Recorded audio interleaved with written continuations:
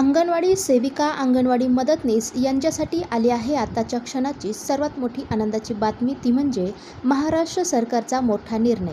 तब्बल 2 लाख अंगणवाडी सेविका आणि मदतनीस भरतीला मंजुरी. अर्जासाठी ही 12 कागदपत्रे ठेवा तयार. पाहूया याबाबत सविस्तर. तत्पूर्वी चॅनलला अजूनही सबस्क्राईब केले नसेल तर सबस्क्राईब करा, समोरील बेललाही क्लिक करा, म्हणजे असेच नवनवीन लेटेस्ट अपडेट तुम्हाला पाहता येतील.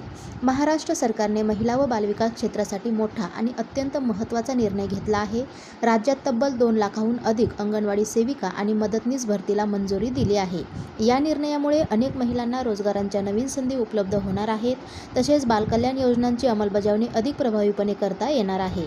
मंत्री आदिती तटकरे यांनी दिलेल्या माहितीनुसार एकात्मिक बालविकास सेवा योजनेअंतर्गत मोठ्या प्रमाणावर भरती केली जाणार असून 1,10,664 अंगणवाडी सेविका आणि 1,10,664 अंगणवाडी मदतनीस अशी एकूण 2,21,328 मानधनारित पदे मंजूर करण्यात आली आहेत. या भरती प्रक्रियेमुळे ग्रामीण आणि शहरी भागातील महिलांना रोजगारांच्या संधी वाढतील. तसेच लहान मुलांच्या आरोग्य, पोषण आणि शिक्षणाशी संबंधित सेवा अधिक सक्षमपणे दिल्या जातील.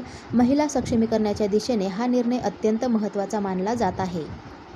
तर अर्ज करण्यासाठी उमेदवारांनी काही आवश्यक कागदपत्रे तयार ठेवणे गरजेचे आहे. ती खालीलप्रमाणे: अंगणवाडी सेविका, अंगणवाडी मदतनीस यांना किमान अर्हता 12वी म्हणजेच HSC उत्तीर्ण आवश्यक आहे.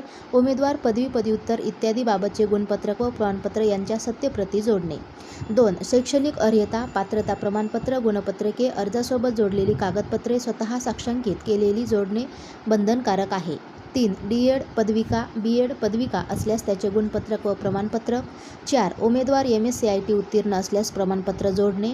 5. तहसील कार्यालयाचे रहिवासी प्रमाणपत्र अनिवार्य. 6. लहान कुटुंबांचे प्रमाणपत्र.